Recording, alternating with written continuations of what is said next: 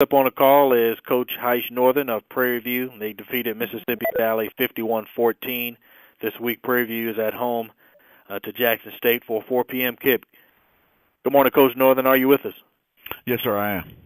Good morning, Coach. If you could talk about your victory over Valley and preview Jackson State. Well, got off to a little bit of a slow start, but I think we picked up our tempo in the second quarter, moving on. From an offensive standpoint, defense played well. We got a turnover, a defensive touchdown, and like I tell our guys, anytime you can get a defensive score, it raises your chance of winning 75 to 80%, and we had that happen. We got a few more turnovers that gave us a short field, and this week we were able to capitalize on it a few times, but we still had a few too many turnovers.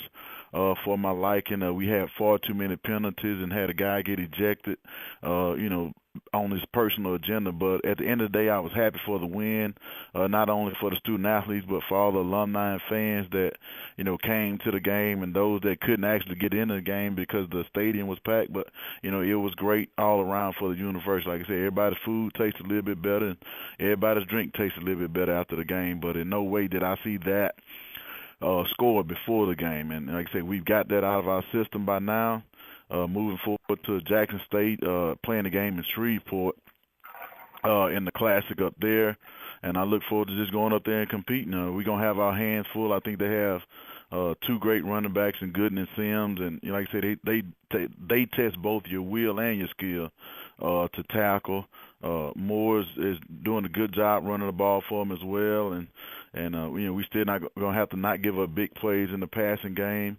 They got two receivers that's averaging 20 yards a catch, but even they're not throwing the ball, so we have to do that, decrease our penalties, still be able to run the football against a tough defense, and like I say, we'll go over there and at the end of the day hope we have more points than they do. Floor is now open for Prairie View head coach Heish Northern.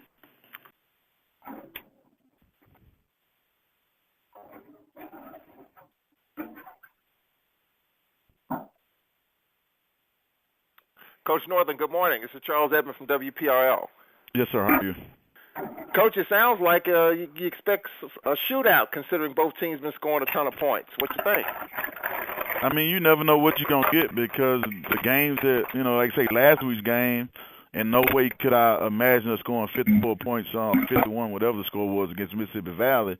And, we're going into this game with two pretty good offenses, and it may end up being a 14-17 game. So, the defenses may decide to step up. The offenses might not be clicking.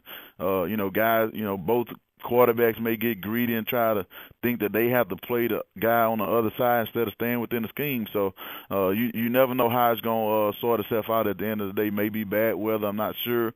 But at the end of the day, you just got to play with what you have and hope you have more points at the end of the day than the other team. So, I won't go into the game with a prediction. But like I said, you never know what you're going to get when two SWAC teams or two pretty good SWAC teams play, because I think both defenses may get tired of their offenses getting talked about, and lo and behold, they end up paying attention to detail, doing things the right way, and having a great ball game. Coach, talk about this game in Shreveport and what it means. You all have a game up there every year? Yes, until we get our new stadium built, from what I understand, or since I've been here, we will play Southern when they're supposed to come here in Shreveport, and Jackson State when they're supposed to come to Prairie View, because of the size of our stadium. If either one of those schools decide to bring their band and a good number of fans, they won't be able to fit into our stadium. So we play that game in Shreveport. It's treated just like our home game. We get all the proceeds from the game and don't have to put up a whole lot of upfront money like most other classics, from what I understand. But hopefully soon we'll get started on the new stadium in Prairie View within the next year, from what I understand. The other day we had a guy, a volleyball referee on campus, and he said, "Coach, I see your stadium over there. Where y'all play y'all home games at?" I'm like, "That is where we play our home games," and he was amazed. But that's what we have. That's what we're gonna deal with, and we make no excuses. We're gonna play. We'll take our show on the road. Yeah, I would like to play at home a little bit more, but at the end of the day, we play where the games are scheduled, and we'll make the best of that opportunity. What does it mean to play a game in Shreveport? Is it a decent alumni base up there that follows the team when you all play that once a year game? Well, I think part of it is Shreveport has a state fair that's going on. They were trying to get something to go along with the state fair, much like the Cotton Bowl. I think Louisiana Tech may play a game there as well. I'm not 100%, but they're trying to get a few games to go along with their fair, much like Dallas. Another thing is, for us, we sort of have to take those two games on the road. Yeah, we have played Jackson State here, but it was only when they were very down a few years ago. Now, with them being pretty good, it would probably be almost like a homecoming game. But like I said, I think we come out more from a financial benefit playing the game in Shreveport. But we do have a pretty good alumni base because it is somewhat close to East Texas, the Dallas area. We have a decent alumni base in Louisiana.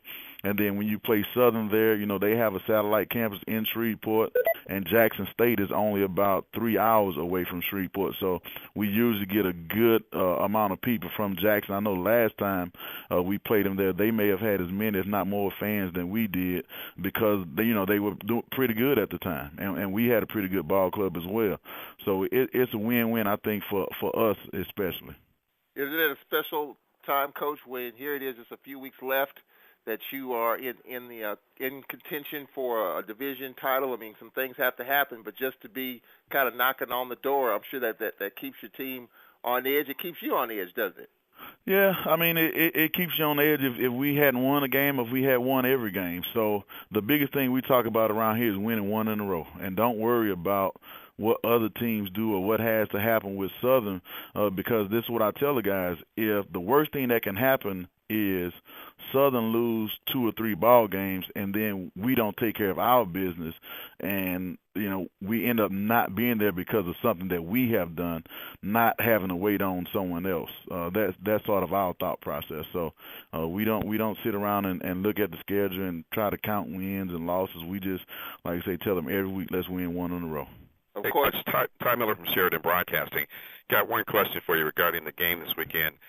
In terms of like opponents, Valley, you easily beat them on the scoreboard. Jackson State struggled with them. So can you talk about that and what it does not mean?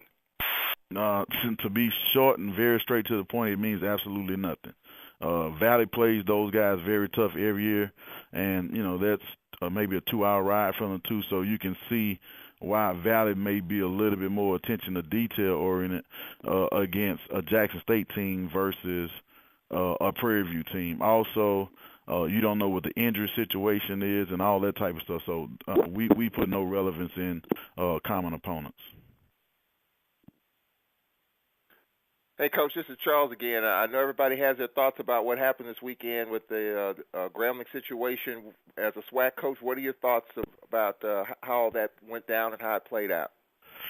It's tough. I was at Southern the year, maybe in 1991, and we went on strike. So I can understand the players' frustrations, but going as far as forfeiting the game, I don't know. I talked to a couple of coaches on the staff that knew that I was at Southern when we boycotted, and the biggest thing I told them, you sort of have to find out what are their grievances, what is their ultimate goal, and did they accomplish what they set out to do. Now, I've coached at Grambling, and I know what the conditions are like, but, almost like Coach Morgan said, we would love to have that here. I spent 2 days, and my staff has spent days, pressure washing our own locker room to make sure that we don't have those issues.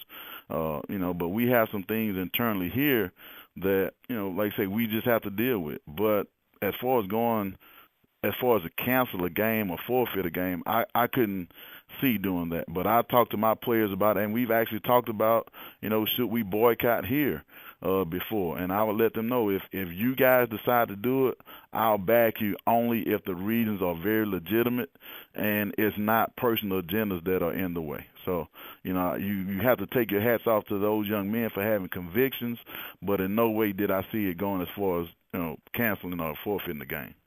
Coach, we appreciate your time. Thanks for joining us this morning, and we will talk with you next week. Thank you.